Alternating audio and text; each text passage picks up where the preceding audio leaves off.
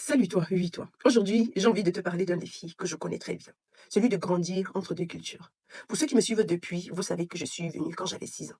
Mais ce n'est pas différent d'un enfant qui est né ici. C'est pourquoi je peux me permettre de dire, je suis né ici, dans ce pays où je vis depuis toujours. Mes parents sont origines d'un autre pays, plus précisément le Cameroun, avec une culture et des traditions très différentes.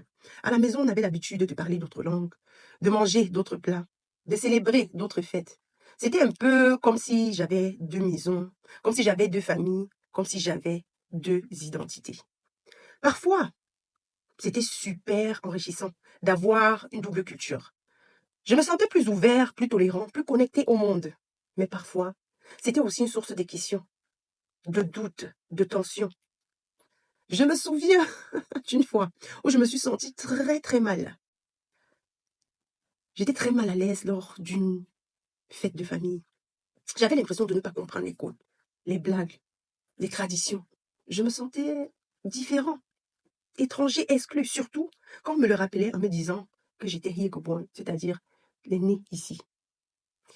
Cela renforçait encore ce sentiment de différence, d'être étranger, d'être exclu.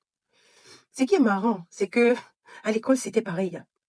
J'avais du mal à m'intégrer, à me faire des amis. J'avais l'impression de ne pas parler la même langue, de ne pas partager les mêmes centres d'intérêt. Je me sentais parfois, pour ne pas dire assez souvent, incomprise, jugée, rejetée. Ce qui me peinait le plus, c'est que ces enfants ne prenaient même pas le temps de découvrir la belle personne que j'étais, la belle enfant que j'étais. C'est-à-dire, ils se réduisaient tout simplement au physique, à ma couleur de peau, et voilà, ils m'excluaient.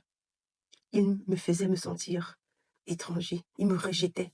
Il me jugeait sans même m'avoir connue. Et je me sentais très seule parce que j'étais rejetée de tous les côtés, dans mon pays d'accueil, dans mon pays d'origine. J'avais l'impression, intérieurement, d'être seule au monde et que personne ne me comprenait. Mais ceci n'est pas le sujet de cette vidéo aujourd'hui. Aujourd'hui, j'aimerais te parler des différentes stratégies d'adoption que l'on peut choisir d'adopter lorsqu'on arrive dans le pays d'accueil. Avec le temps, j'ai compris qu'il y a différentes stratégies, différentes façons de s'adapter quand on grandit entre deux cultures. Il y a ceux qui choisissent de s'intégrer, c'est-à-dire qu'ils adoptent le code et les valeurs du pays d'accueil, tout en conservant naturellement certains aspects de leur culture d'origine. Il y a aussi ceux-là qui préfèrent plutôt la stratégie d'assimilation, c'est-à-dire que ils se fondent complètement dans la culture d'accueil, quitte à même renoncer à leur culture d'origine. Il y a ceux-là qui se séparent, c'est-à-dire qu'ils se maintiennent à